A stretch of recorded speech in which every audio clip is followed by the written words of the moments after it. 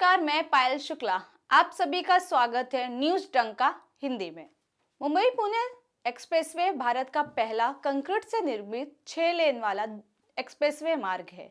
इसका आधिकारिक नाम यशवंतराव चौहान मुंबई पुणे एक्सप्रेसवे है। इसकी लंबाई 93 किलोमीटर है। लोनावाला और खंडाला जाने वाले पर्यटक इस एक्सप्रेसवे का प्रयोग करते हैं।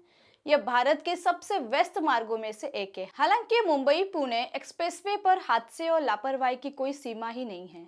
परिवहन आयुक्त विवेक भीमनवार ने अनियंत्रित चालकों को गिरफ्तार कर अनुशासित करने के उद्देश्य से 1 दिसंबर यानी आज से विशेष निरीक्षण अभियान चलाने के आदेश दिए हैं। मुंबई पुणे एक्सप्रेसवे पर हुए हादसे की बात करें तो मुंबई पुणे एक्सप्रेसवे मार्ग पर मशहूर मराठी अभिनेत्री भक्ति बर्वे की 12 फरवरी 2001 को सड़क हादसे में मौत हो गई थी। वाई से मुंबई लौटते समय उनकी कार दुर्घटनाग्रस्त हो गई। लोकप्रिय अभिनेता आनंद अभयंकर और अक्षय पेंडसे की एक दुर्घटना में मृत्यु हो गई। यह घटना 23 दिसंबर 2012 को हुई थी। उनकी कार का मुंबई पुणे एक्सप्रेसवे पर एक्सीडेंट हो गया।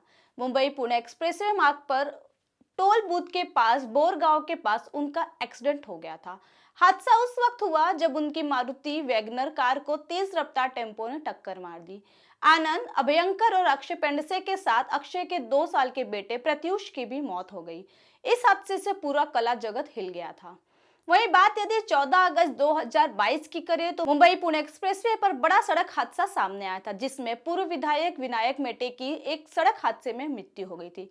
यह हादसा पनवेल के पास मॉडल टनल के पास हुआ था। पूर्व विधायक अपनी एसयूवी कार से जा रहे थे। इसी दौरान इनकी कार हादसे का शिकार हो गई थी। हादसे में गंभीर रूप से घायल पूर्व विधायक को अस्पताल में भर्ती कराया गया था, जहां डॉक्टरों ने उन्हें मृत घोषित कर दिया। इस भीषण सड़क हादसे में विनायक मेटे को काफी चोट आई थी। हादसा इतना भीषण था कि पूर्व विनायक की एसवी कार के पर खच्चे उड़ गए थे। यात्रियों का यह भी कहना है कि व्यवस्था की लापरवाही के कारण बड़ी संख्या में हादसे हो रहे हैं। दुर्घटनाओं की संख्या और नियमित ट्रैफिक जाम के कारण मुंबई पुणे एक्सप्रेसवे मार्ग पर यात्रा कई लोगों के लिए अवांछनीय हो गई है।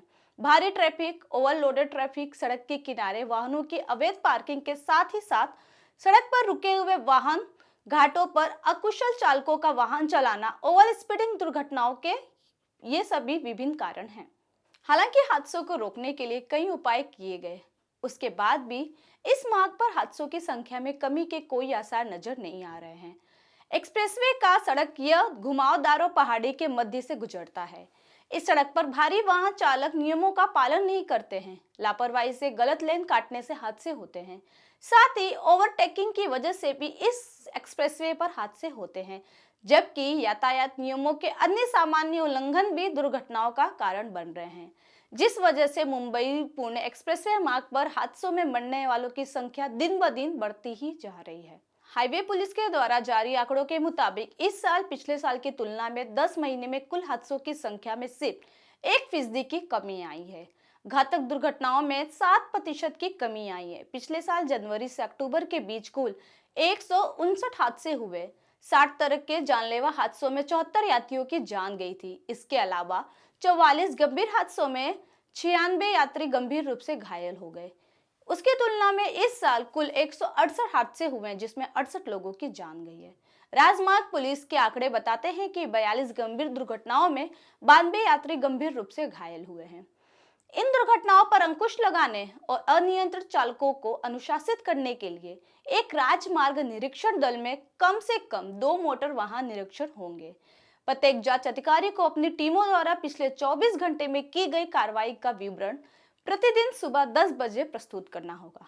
साप्ताहिक रिपोर्ट हर सोमवार सुबह 10 बजे परिवहन आयुक्त को देनी होगी। निरीक्षण के दौरान इंटरसेप्टर वाहनों पर पब्लिक एड्रेस सिस्टम का प्रयोग किया जाएगा, जिससे चालकों को बार बार यातायात नियमों का पालन करने की घोषणा की जा सके। वहीं द्रुत गति मार्ग से संबंधित जिम्मेदारियों को उप परिवहन आयुक्त सड़क सुरक्षा प्रकोष्ठ भारत कालस्कर को दिया गया है। मुंबई पुणे एक्सप्रेसवे पर तैयारी कैसे होगी, आइए जानते हैं। सर्वप्रथम एक्सप्रेसवे पर एक निरीक्षण दल में मोटर वाहन निरीक्षण के स्तर पर कम से कम 2 अधिकारी शामिल होंगे। वहीं टीम का नियंत्रण सहायक क्षेत्रीय परिवहन अधिकारी करेंगे। निरीक्षण दल ड्यूटी के अनुसार कार्य करते रहेंगे। गति सीमा यानी स्पीड का उल्लंघन, लेन काटने, गलत लेन से गुजरने, सीट बेल्ट नहीं लगाने पर कार्रवाई की जाएगी। एक्सप्रेसवे पर सड़क किनारे अवैध रूप से वाहन खड़ा करने वालों के खिलाफ भी कार्रवाई की जाएगी। साथ ही लगातार दौरे कर रहे हाईवे पर अपघात क्षेत्रों की मरम्मत पर भी जोर दिया जाएगा।